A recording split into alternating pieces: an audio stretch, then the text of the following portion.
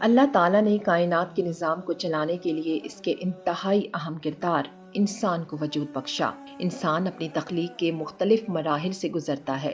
انسان جب فقط روح کی شکل میں تھا تو عدم میں تھا، اور روح کے اس مقام کو عالم ارواح کہتے ہیں۔ اور جب اس روح کو وجود بخشا گیا اور اس کو دنیا میں بھیج دیا گیا تو اس کے اس ٹھکانے کو عالم دنیا، اور اسی طرح اس کے مرنے کے بعد قیامت تک کے لیے جس مقام پر اس کی روح کو ٹھہرایا جاتا ہے اسے عالم برزخ کہتے ہیں۔ اس کے بعد قیامت قائم ہوگی اور لوگوں کو ان کی دائمی زندگی سے ہمکنار کیا جائے گا۔ عالم برزخ کون سا عالم ہے اور کہاں ہے؟ دنیا و آخرت کے درمیان قرار پانے والے اس عالم کو ثابت کرنے کے کیا کیا دلائل ہیں؟ کیا برزخ سب کے لیے ہے یا کسی خاص گروہ کے لیے ہے؟ اور عالم جبروت کیا ہے؟ یہ تمام تر وہ سوالات ہیں جو کہ کسی بھی باشعور انسان کے ذہن میں بار بار آتے ہیں۔ آج کی ویڈیو میں انہی سب سوالوں کے جوابات قرآن مجید اور احادیث کی روشنی میں تلاش کرنے کی ایک ادنا سی کوشش کریں گے۔ آپ دیکھ رہے ہیں ٹرو انفو نیٹ ورک اور میں ہوں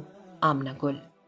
ناظرین کرام، عالم ارواح، عالم برزخ اور عالم دنیا، ان سب کے نام تو آپ نے اکثر ہی سنے ہوں گے، لیکن ان سب سے بڑا ایک عالم ہے جسے عالم جبروت کہا جاتا ہے۔ عالم جبروت اتنا بڑا ہے کہ اسی میں ہی عالم ارواح بھی ہے اور عالم برزخ بھی ہے۔ عالم ارواح اس مقام کو کہتے ہیں جہاں ساری روحیں مقیم ہیں جنہیں ابھی دنیا میں آنا ہے، اور وہ روحیں جو دنیا سے لوٹ کر اپنا وقت پورا کر کے واپس جا رہی ہیں، ان کے لیے عالم جبروت میں ہی ایک عالم ہے جسے عالم برزخ کہتے ہیں۔ لفظ برزخ لغوی لحاظ سے دو چیزوں کے درمیان حائل چیز کو کہا جاتا ہے۔ اسی وجہ سے دنیا و آخرت کے درمیان قرار پانے والے عالم کو برزخ کہا جاتا ہے۔ عالم برزخ کے دو مقامات ہیں، ایک کو علیین اور دوسرے کو سجین کہتے ہیں۔ علیین نیک لوگوں کی روحوں کا اور سجین برے لوگوں کی روحوں کا ٹھکانہ ہے۔ سجین والی ارواح تو عذاب میں مسلسل مبتلا رہتی ہیں، لیکن جو علیین والی ارواح ہیں وہ باہم ملتی جلتی ہیں، اور ان پر جو واقعات گزرے ہیں وہ انہیں یاد بھی کرتی ہیں، اور ان واقعات پر بھی بات چیت کرتی ہیں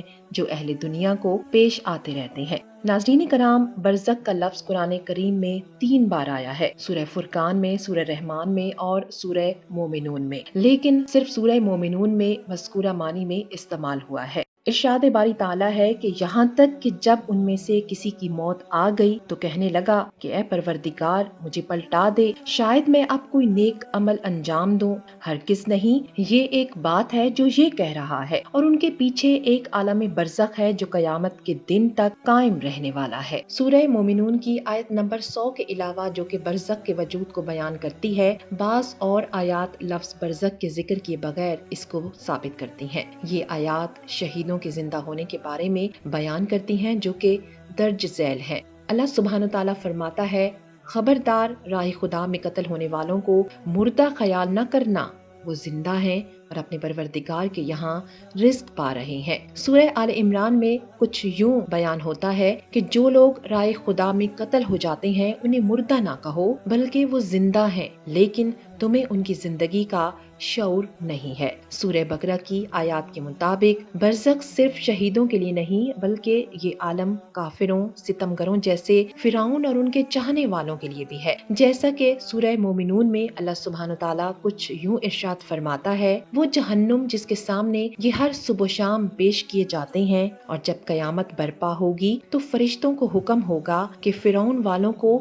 بدترین عذاب کی منزل میں داخل کر دو۔ ناظرین کرام، یہ تمام وہ قرآنی دلائل ہیں جس کے بعد عالم برزخ کے موجود ہونے پر تو کوئی بحث نہیں رہتی، لیکن اہم بات یہ ہے کہ وہاں کی زندگی کیسی ہے اور روحیں وہاں پر کیسے رہتی ہیں۔ اگرچہ اس سلسلے میں مختلف صورتیں بیان ہوئی ہیں، لیکن سب سے واضح اور روشن یہ ہے کہ انسان کی روح اس دنیاوی زندگی کے خاتمے کے بعد لطیف جسم میں قرار پاتی ہے اور اس مادی زندگی سے مکمل طور پر آزاد ہو جاتی ہے، اور چونکہ ہماری روحیں ہمارے مادی جسم کے مشابہ ہوتی ہیں تو اسی بنا پہ اس کو قالب مثالی یا بدن مثالی کہا جاتا ہے۔ بعض محققین نے روح کی اس حالت کو خواب سے تشبیہ دی ہے۔ مثلاً اگر انسان خواب میں بہترین نعمتیں دیکھے تو وہ واقعاً محفوظ ہوتا ہے اور ان سے لذت حاصل کرتا ہے، یا پھر ہولناک مناظر کو دیکھ کر غمگین اور غم زدہ ہوتا ہے، اور کبھی کبھار اس کے بدن پر بھی اس کا اثر ظاہر ہوتا ہے ہے اور خطرناک خواب دیکھ کر چیختا چلاتا ہے، کروٹیں بدلتا ہے اور اس کا بدن پسینے میں شرابور ہو جاتا ہے،